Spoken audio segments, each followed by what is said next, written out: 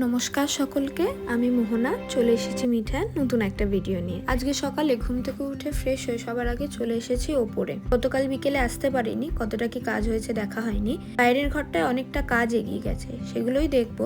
আর দেখবো কতটা আলো আসে সকালবেলা। এই ঘরটায় তেমন কিছু করা হয়নি, আগে থেকে যা স্টোরেজ করা ছিল সেগুলোতেই শুধু পাল্লা করে উপর দিয়ে ল্যামিনেট লাগানো হয়েছে। একটা লফট, একটা ওয়ার্ড্রোবের জায়গা, আর এই বক্স জানলাটার নিচে একটু স্টোরেজ রাখা আছে। তো এগুলো আমার সব কাজে লেগে যাবে, আলাদা করে স্টোরেজ কিনতে হবে না। এইগুলোকে ঢেকে নিয়েছি আর উপর দিয়ে ল্যামিনেট লাগানো। আমি আর বাবা উঠেছিলাম, আমি আর বাবাই বেশিরভাগ সময়টায় উঠি ওপরে কিরকম কি কাজ হয়েছে দেখতে।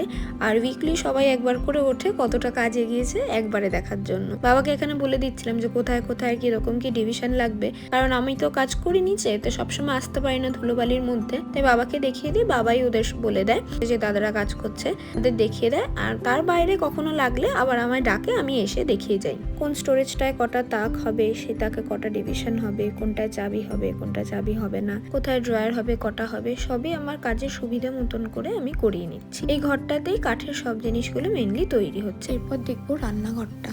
অনেকটা আলো আসে রান্নাঘরে। আমাদের নিচের রান্নাঘরে কিন্তু কোনো রকমের আলো আসে না, একদম পাশ দিয়ে বাড়ি, তো সকালবেলাতেই এই রান্নাঘরটা এত আলো দেখে মনটা খুব আনন্দে ভরে গেল।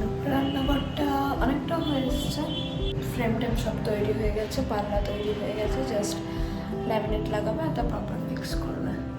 তো এখানটায় দেখছি রোদ আসে। আমি অ্যাকচুয়ালি আজকেই এত সকালবেলা এসেছি, এটা যেহেতু ইস্ট ফেসিং, তার মানে আরো সকালে আরো একটু রোদ দেখতে পাবো, কিন্তু অত সকালে কি আমি কখনো আসতে পারবো জানি না। তো এই উইন্ডো সিলটায় দেখছি অনেকটা রোদ আসছে। আমার খুব ইচ্ছে যে রান্নাঘরে একটা ছোট্ট টবে একটু ফ্ল্যাট জাতীয় যে ফ্লাওয়ার পটগুলো হয় তার মধ্যে একটা পুদিনা পাতার যে চারা গাছ হয় সেইটা লাগাবো। সকালবেলা 2-3 ঘন্টার রোদে আশা করি এটা বেঁচেই থাকবে। আর রোজ তো আমি আসবো, এত সকালে না আসি, রোজে আসবো, একটু একটু করে জল দিলে ভালো করে বেড়েই উঠবে, অনেকটাই রোদ আসে। আর এই ডাইনিংটাতেও কিন্তু মেন যে আমার কাজের জায়গাটা, এই জায়গাটাতেও কিন্তু অনেকটা আলো আসার কথা, কিন্তু এই যে পাশের বাড়িতে নীল রঙের কি দিয়ে রেখেছে ছাদে, এইটার জন্য পুরো এই আলোটা বন্ধ হয়ে গেছে। আমাদের দোতলার ঘরেও আলো যেত, এইটা দেওয়ার পর থেকে আর আলোটা যায় না। এখন বেশিরভাগ বাড়িতেই দেখি এই জিনিসগুলো লাগায়, কেন লাগায় জানি না। ছাদ হয়তো ভালো থাকে, কিন্তু ছোটবেলা থেকেই দেখে এসেছি ছাদ মানে খোলা জায়গা। সেই একটুখানি খোলা জায়গা যদি এরকম চারিদিক দিয়ে ঢেকে দেয়, কেমন একটা দম আটকানো লাগে। অনেকের হয়তো মনে হবে যে এইটা খুবই কম আলো। আচ্ছা, তার আগে বলি, এখন যে কেকটা করা দেখাচ্ছি এটা হলো 1 কেজি ওয়েট ভ্যানিলা ফ্লেভারের বাঘের মুখোলা একটা কেক। আমার 2জন টুইন ক্লায়েন্ট আছে, তাদের সেকেন্ড জন্মদিনের জন্য। তা যেটা বলছিলাম যে কেন ওইটুকু আলোই আমার কাছে এতটা আলো মনে হয়। আমাদের নিচে যে ফ্ল্যাটটা, যেটা আমার বাড়ি যেখানে আমি থাকি, সেই ফ্ল্যাটটা অ্যাকচুয়ালি ওয়েস্ট ফেসিং, কিন্তু তার ইস্টেও কিছুটা পোর্শন ফাঁকা আছে। ছোটবেলায় আমাদের ঘরে ইস্ট আর ওয়েস্ট দুদিকের আলোটাই আসতো। আর তখন পাড়ার মধ্যে উঁচু বাড়ি বলতে আমাদের ফ্ল্যাটটা ছিল, আর তা বাদে আরো একটা ফ্ল্যাট আর একটাই বাড়ি ছিল, বাকি সব বাড়ি মোটামুটি একতলাই ছিল। তা যার জন্য সারাদিন পুরো আলো ঝলমলে থাকতো ঘর বাড়ি।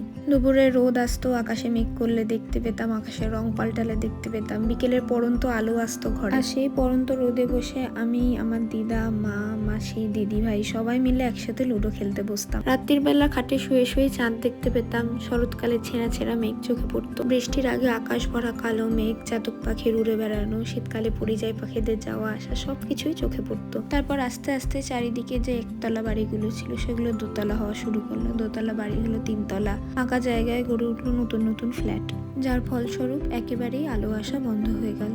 আকাশ দেখতে পাওয়া তো অনেক দূরের ব্যাপার। আমার ছোটবেলার খুব পছন্দের কিছু স্মৃতির মধ্যে ঘরে বিকেলবেলা এই পরন্ত রোদ আসাটাও অন্যতম। আমরা সবাই বড় হয়ে যাই ঠিকই, কিন্তু বড় হয়েও কিন্তু আমরা সেই ছোটবেলার স্মৃতিগুলোই আঁকড়ে বেঁচে থাকি। তাই উপরের ফ্ল্যাটটায় যতটুকু আলো আসে, যতটুকু রোদ আসে, সেইটুকুতেই আমি সন্তুষ্ট। ওইটুকু দেখেই সেই ছোটবেলার স্মৃতিটা মনে হয় আবার ফিরে পেয়েছি।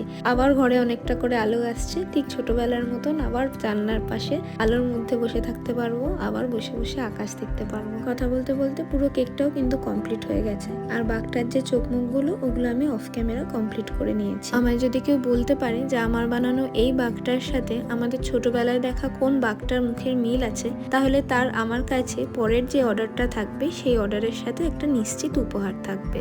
আমাদের ছোটবেলা বলতে late 80s too early 2000s এর মধ্যে যারা জন্মেছে, তারা যদি একটু ভাবে, আমার মনে হয় তারা ঠিকই মনে করে বলতে পারবে যে আমি কোন বাঘটার কথা বলছি। বাঘটাকে যদি আইডেন্টিফাই করতে পারেন তাহলে কমেন্ট করে নিশ্চয়ই জানাবেন। কেকটা আবার প্যাক করে নেব, প্যাক করে নিয়ে বেরিয়ে যাব ডেলিভারি দিতে। তার সাথে ভিডিওটা আজকে এখানেই শেষ করছি। ভিডিও ফেসবুকে আপলোড করার আগে আমি সবসময় ইউটিউবে আপলোড করি, যদি সময় হয় তাহলে ইউটিউবেও ভিডিওটা একবার দেখে নেবেন। আজকের জন্য এতটাই। ভিডিওটা কেমন লাগলো আমায় অবশ্যই জানাবেন। ভালো লাগলে লাইক, কমেন্ট, শেয়ার ও সাবস্ক্রাইব করে পাশে থাকবেন। সবাই ভালো থাকবেন। Thank you.